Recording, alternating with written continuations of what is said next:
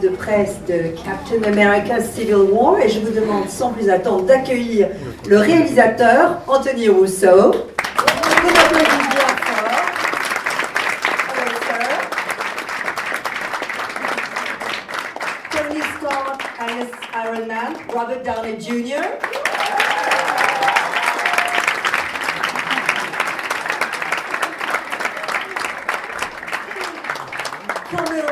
Alias War Machine, Don Cheadle. Et last but not least, Sharon Carter, alias Agent 13, Emily VanCamp.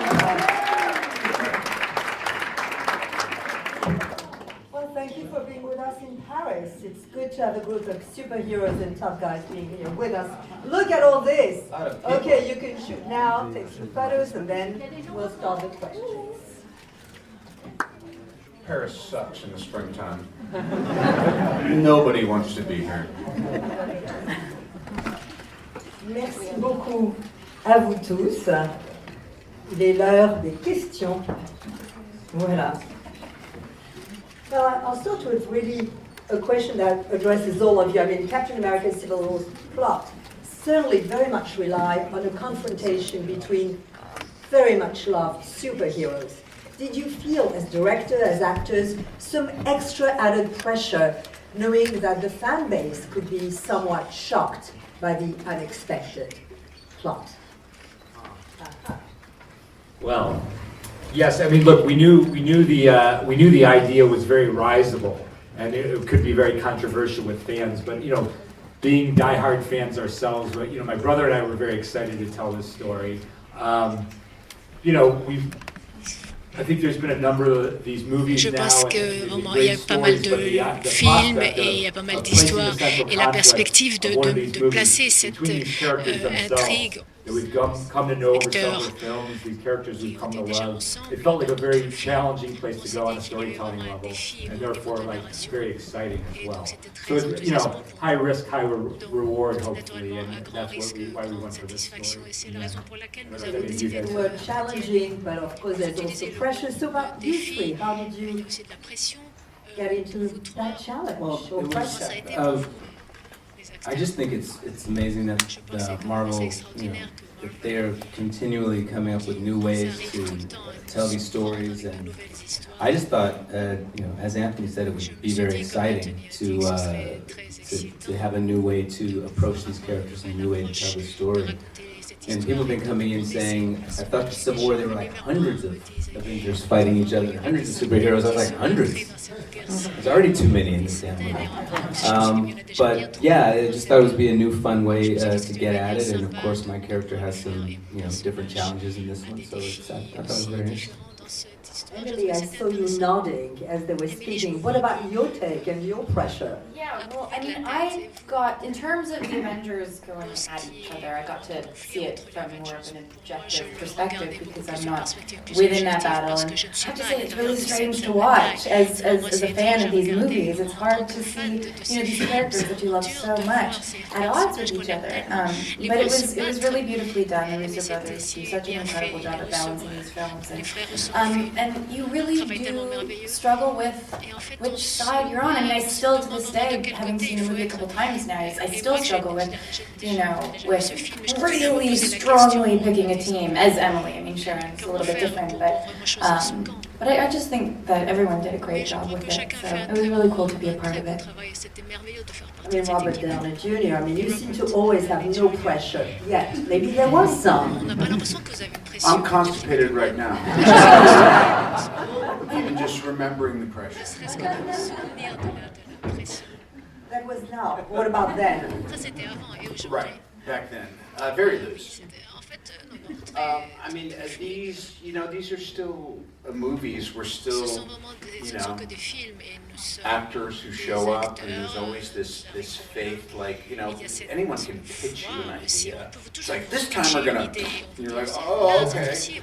And it really has to do with the execution of it. And I think particularly these films really come down to, which is why I love the Russos so much, is this team of they're like surgeons. They're going like, we're really watch this and really play with the levels and the interactions and the editing and what to highlight and what not to miss. And so it really is kind of like, it's like great chefing, you know. So to me, I was like, if this is done correctly, this will be really good. And I'm just so pleased that the movie's been well received. There's no pressure when people like it. Question here, what? Here, sir. Yeah. Hi, like you were talking before about how many heroes are in this movie. Did it ever worry you about actually fitting these guys on screen? I mean, one of them actually gets quite big at one point. Just the sheer kind of scale of this movie and having to get all these superheroes on the screen at one time. Did that ever worry you? Est-ce que ça vous a jamais inquiété? IMAX. C'est pour ça qu'on a voulu filmer en IMAX. Yeah, no, we look. My brother and I are big fans of ensemble storytelling. We have sort of like it's been at the heart of almost everything we've done as filmmakers. So we love the ensemble. There's so many great characters, and yeah, and Marcus McFeely, our masters, you know, the writers of this film have written more of the MCU than any other writers, so they know these characters as well or better than anybody. So figuring out, it was really a script issue, you know, if it can work in the script, we can make it work in the movie. So it was very much, you know, the process that we go through, that Joe and I went through with Marcus and McFeely, is we would sort of step through the movie at various points from every single character's point of view. So we would just filter the entire experience of the film from all of these characters' point of view up here and the other characters in the film as well. So it's cool, like we're big fans of like, we like movies that you can chew on. We like movies that you can revisit multiple times. It's how we like to enjoy movies ourselves. So I think when you have a dense ensemble like this, it provides for like repeated viewings and looking at the movie in different ways on each pass. So it's part of the joy and the pleasure of the film. Question for Robert Downey Jr. Hello. You're supposed to be the one who knows the best Tony Stark now, and how is it to play a character movie to movie with different people who are writing scripts, different directors? Do you sometimes say Tony would not say this or not? I tried that at home. Does it work? No. I think I'm probably one of the 3 or 5 best Tony Starks that have been in the movies. It's interesting too. I was kind of getting caught up in what Anthony was saying. He's like, I want to like talk to Emily and say, so is there a romance blossoming between you and like people ask me those questions. I go, I don't know. What is it? You know, I'm not dictating to the you know the board at Marvel what my character will and won't do. But there's a sensitivity and there's this kind of interplay at this point where you don't really have to say, oh, I wouldn't do that, because most of the time it's being thought of on your behalf. Right, Don? Correct, Robert, correct. C'est juste. Question here. Oui, c'est une question pour les deux héros, super-héros. Le film pose la question de la suprématie des héros les uns par rapport aux autres. Est-ce que vous avez l'un et l'autre le sentiment que les super-héros peuvent être mortels? Et en ce qui concerne votre personnage, Robert Downey, est-ce que vous pensez que s'il y a suprématie, c'est le vôtre qui est tout en haut de l'échelle, qui est le meilleur, plus fort? All right, this is a two-part question. The first question is for you, Don Cheadle. I mean, obviously, from what we saw in the trailer anyway, we thought superheroes could actually die. Yeah. Do you think superheroes are actually mortals? Well, you know, Rhodey's pretty much a superhero when he's in that suit, but outside of that suit, he's just a man. And as far as I know, men can die. That's a pretty good statement, yes. Yeah, thank you. Merci. Yeah, that's how. Particularly if they forget the anniversary. Definitely. Well, you're still alive, so that's okay, Robert Downey Jr. Well, actually, the second part of the question was yours. If actually superheroes can die, do you feel that you are on the top of the superhero scale and you're the best on the first one? You know, it's like anything. You stick around and you realize that you're kind of being supported by everything and everyone around you. So I would say 5 or 7 years ago, I was on a complete narcissistic trip.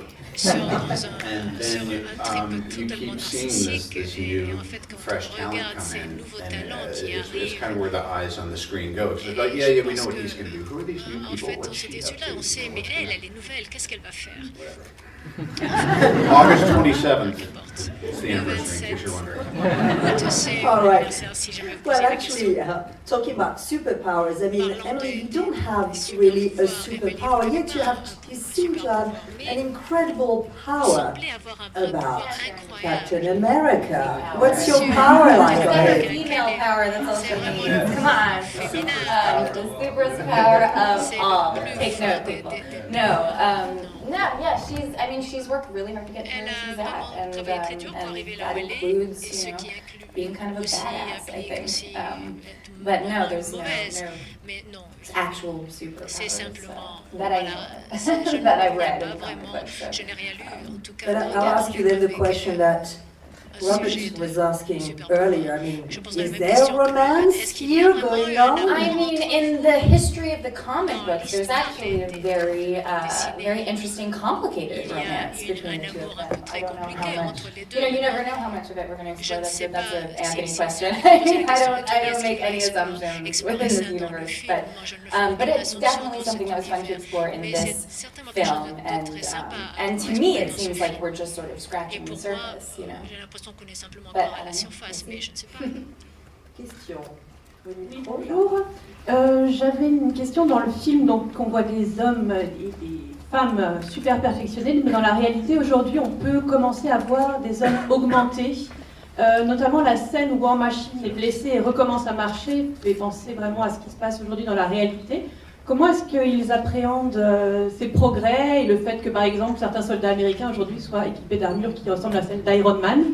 Est-ce que c'est aussi une forme de concurrence pour eux? Comment est-ce qu'ils All right. Well, it's a several-part question. I mean, obviously, we're talking about the supremacy of certain men, women, or superheroes, and there's very much talk about enhanced men and women, which is part of what your movie is about.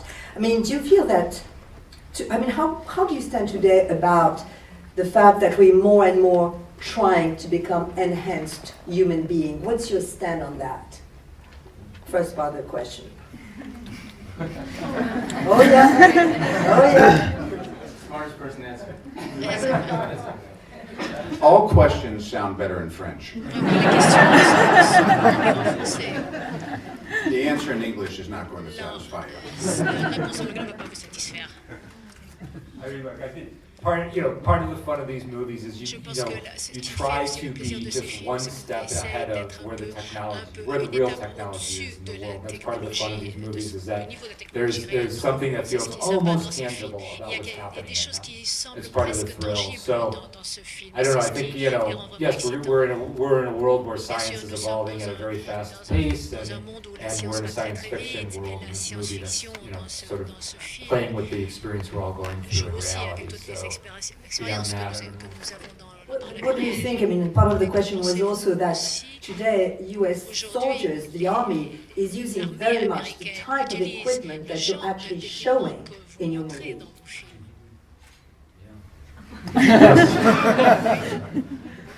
Okay. No, okay. I wish we had better answers. It's a great question. I'm going to throw up. Not yet. It's not the anniversary day yet, remember? All right, so next question here. Yeah, a question to Robert about the mood of Tony Stark in this movie. How would you explain that he's more inclined to respect authority than helping his friend? Do you think he's in lack of love?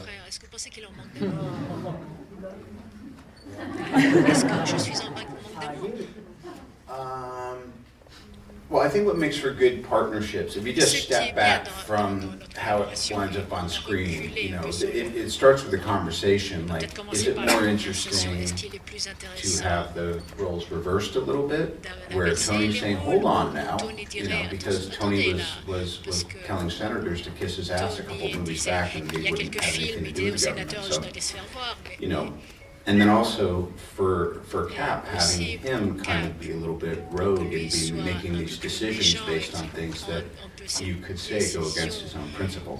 I think just showing that, taking these characters that you could say are largely two-dimensional and infusing them with the real kind of character defects and moral dilemmas and all that stuff, it just makes it, I think if we had done it the other way, the film would be less interesting. So sometimes the reason we can justify, why did Tony do that? Because it made the film more interesting.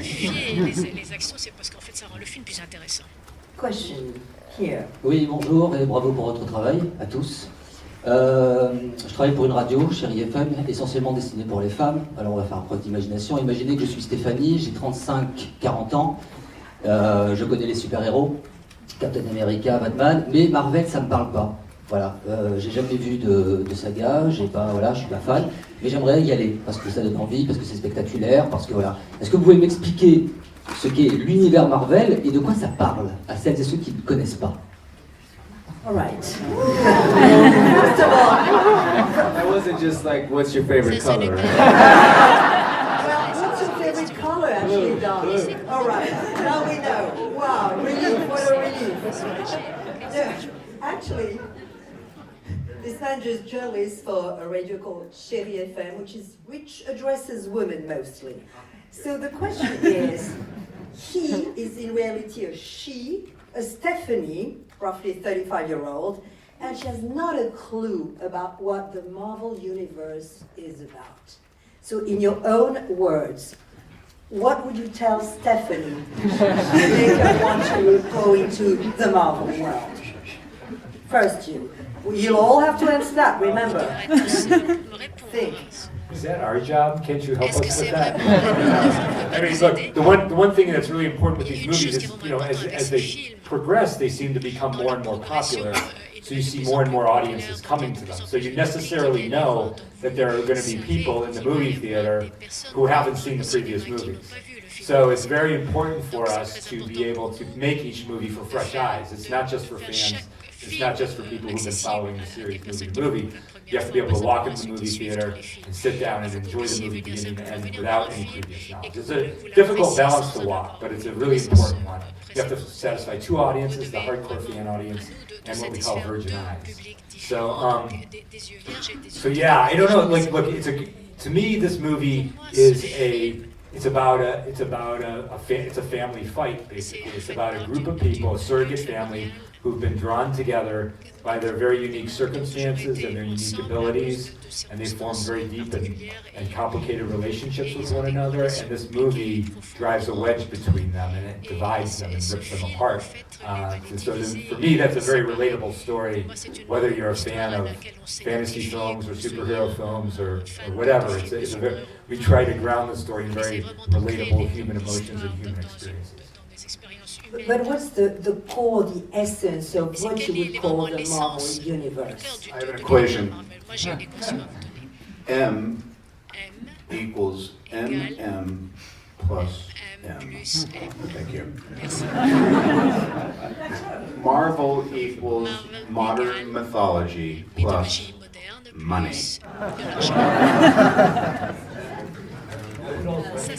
I would also, I mean, I know when I answered it, it wasn't necessarily, it was more specific to this film and the Marvel Universe.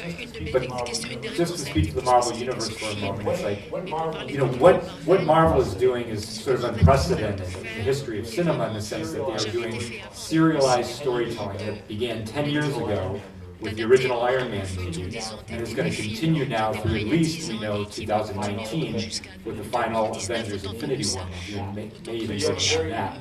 So you have a very unique form of storytelling happening there that isn't quite analogous to anything you've seen on television, which is a little more focused in terms of the serialization and continuous.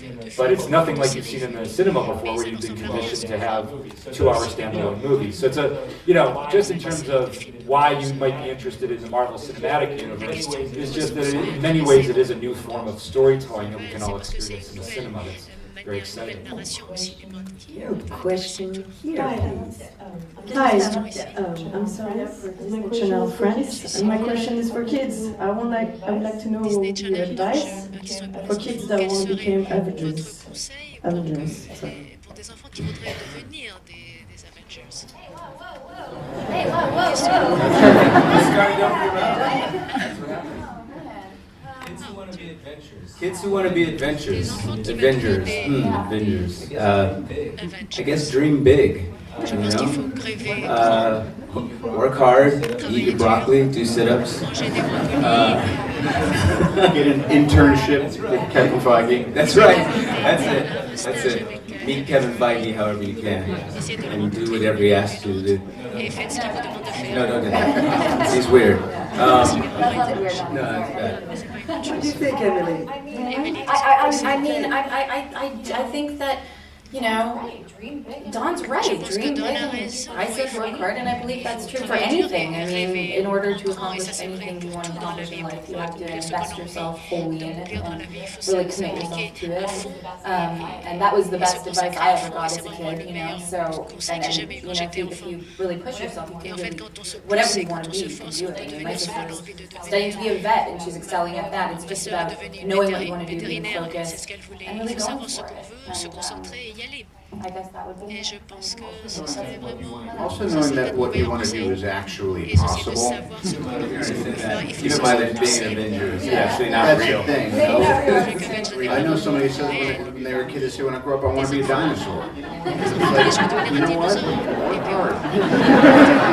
Change your DNA. Some guidance to tell you you're not going to be a dinosaur. But yeah.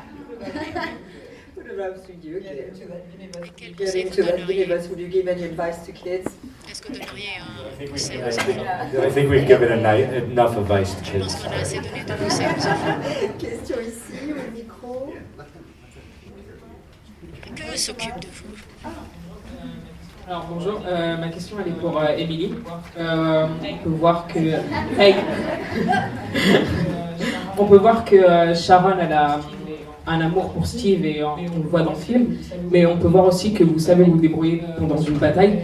Où est-ce que vous aimeriez voir votre personnage atterrir dans d'autres films de la MCU? You know, oh, sorry.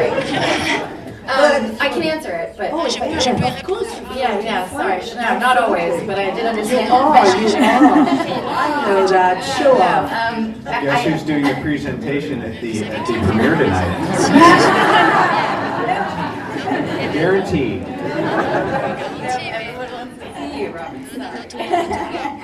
I think, you know, what was great about this film is we really get to know, you know, Sharon as Sharon. She's not just Agent 13. Steve finally knows who she is, so we were able to kind of develop that relationship a little bit more and see that connection on a deeper level. You know, in terms of, you know, where she's headed in the universe, I don't know. I mean, you only really know when you get that call. So we'll see. But you know, there certainly is a lot more to explore if they want to take that route.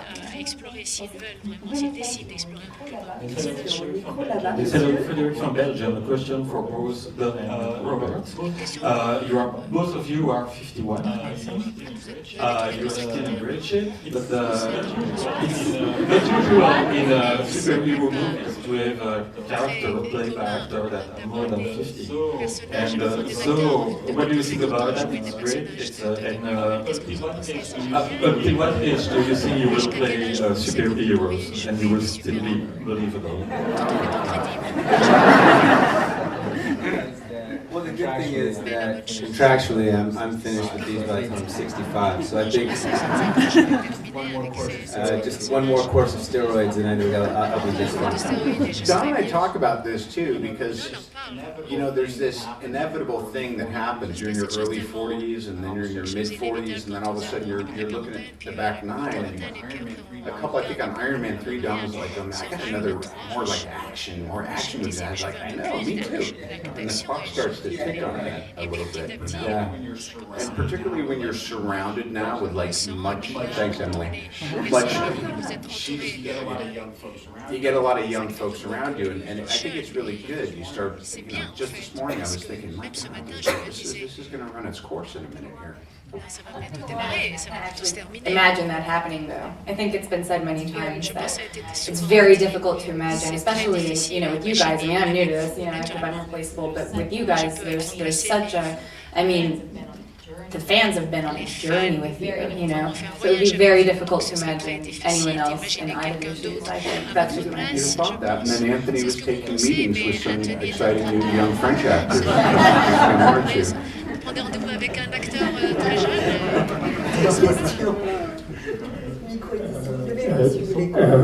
Une question pour le réalisateur et peut-être aussi pour les acteurs. Est-ce que ce n'est pas un film en fin de compte sur la culpabilité et la vengeance, et pour les acteurs, comment chacun réagit par rapport à ça et par rapport à son personnage? Well, this is also a film about somewhat guilt and revenge. I mean, how do you, as characters, react to those two concepts, and how do you react in real life? Well, I've never been guilty of anything. Well, I've never been guilty of anything, so I don't have to deal with that part. But revenge, I think that's an interesting theme in this movie, and that several characters are dealing with it, and they have to come to grips with the consuming nature of that emotion and how that can throw you off of your, definitely throw you off of your line. And I just thought it's so front-loaded. The movie is so front-loaded with that, and then it just comes to like this shocking point at the end where three characters are dealing with that manifestation. And I just think it was really a real deft way of writing that in. What about you, Emily? I mean, after all, you starred in a series called Revenge. You should know some of it, right? I did not bring any of that on you guys. That was all on you guys because I had just finished Revenge and that was enough. Yeah, 4 years of it was good. It's a very interesting theme and one that I've truly enjoyed exploring for quite a while. That character behind actually. It deals well in the movie too because it really is, when you think about it, it is one of the scariest, for me, it's just so all-consuming. If you let yourself go over that edge, it's like. And I think even when you get the thing that you want, it's like it's never enough. It's not what you really have. It doesn't fix it. Well, I mean, as far as guilt, if you stop doing what you shouldn't be doing, you won't feel guilty. So everyone should do that. And I was thinking about revenge. I always heard like the smart money is you serve it cold, you wait till supposedly it's kind of like they don't think, but then I get kind of like spaced out, so I kind of forget what I was wanting to seek revenge for, so it works out pretty well. Yeah, another side effect of being 51. Et puis ça, c'est aussi un des effets collatéraux d'avoir 51 ans. Bonjour. Alors moi ma question c'est sur le méchant. En fait dans le précédent Avenger, toute l'équipe affrontait un méchant emblématique, Marvel, Ultron. Là on a un méchant aux ambitions, enfin aux motivations un peu plus floues, qui est un total inconnu. Donc je voulais savoir comment vous l'aviez construit, et on a un peu l'impression que ce méchant il se fait aider par une organisation ou une force un peu plus divine, parce qu'il arrive à trouver le soldat de l'hiver que tout le monde cherchait depuis pas mal d'années. Donc est-ce qu'il y a un peu plus derrière ce méchant, et est-ce qu'on pourrait le revoir? In the last film, Avengers, Ultron was the ultimate bad guy. In this movie, I mean, it's interesting because Zemo is really more of a more sort of complex bad guy. We don't really know where he comes from, but he seems to have sort of a godly force helping him. He's the one who finds the Winter Soldier when everybody else has failed. So, what's your take on him? And what's your take on him, really? Zemo, we would always thought about him a bit as an allegorical villain. He is, he has the same gripe against the Avengers that many people do when the movie starts. The idea that they have wielded their power in a way that's been irresponsible and hurtful and wrongful. Tony Stark is approached early in the film by another woman who has a similar story, who's angry about that. The whole motivation for the Accords in the film comes from a place of them feeling wronged on that level. Now Zemo, of course, takes it to the degree that the unhealthy degree that you guys were just talking about with revenge. He actually wants payback for that. And here's a guy, you know, we always thought of him on one level as an everyman, but he also has a very specific history in that he was Sokovian Special Forces. So he has a special knowledge about covert activities and those sorts of things. And he's driven. He's just so angry about the fact that he was wrong, that his family was killed by the Avengers in his mind. That he has spent his time, you know, the storytelling is that, you know, at the end of Winter Soldier, Black Widow released all the Hydra files that had been hidden onto the internet. And so the idea is those files are out there, many of them were written in code. Zemo has been so driven that he's been combing through these files, trying to find a thread, because he knows he's mortal. He knows he can't go against the Avengers. He knows he can't physically defeat them, but he knows he might be able to like undo them from the inside. So he's looking for a shred of evidence, this idea that the Winter Soldier may have been involved with the murder of Tony Stark's parents. And he goes after this. You know, it's on you guys now to keep the spoilers from getting out there. Live on the internet right now. You know, he's you know, and he's found that needle in the haystack. He's found the shred of evidence that he needs, and it's basically a complex trail that he follows to its end. And you wanted to know if this character is a character you would like to go back with in the next steps. Is that interesting? Yeah. Well, I think it is very interesting because Zemo, you know, I think there's a big open question at the end of the movie.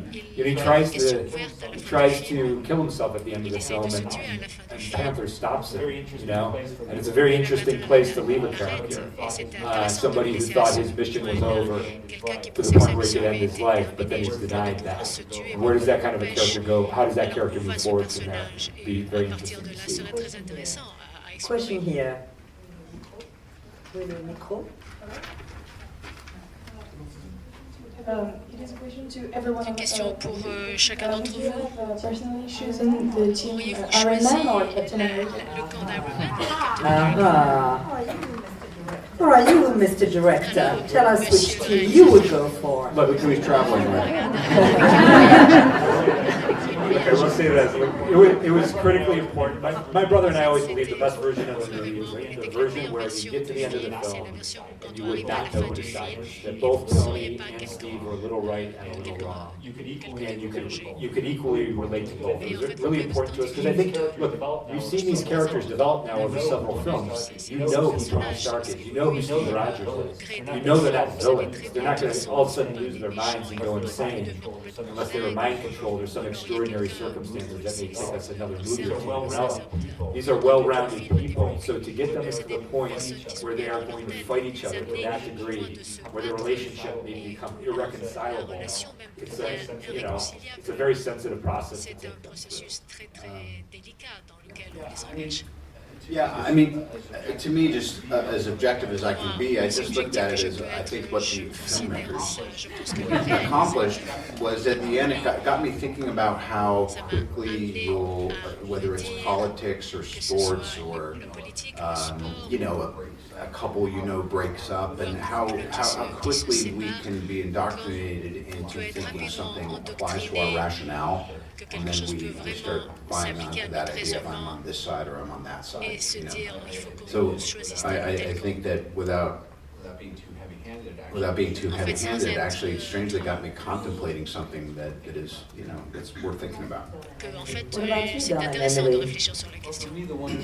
Well, for me, the one sort of salient argument about whose side was that Team Iron Man seemed to represent many sides, and it wasn't just simply about what Tony Stark wanted, but it was about what many nations had put their hands in the air and said what they wanted as well.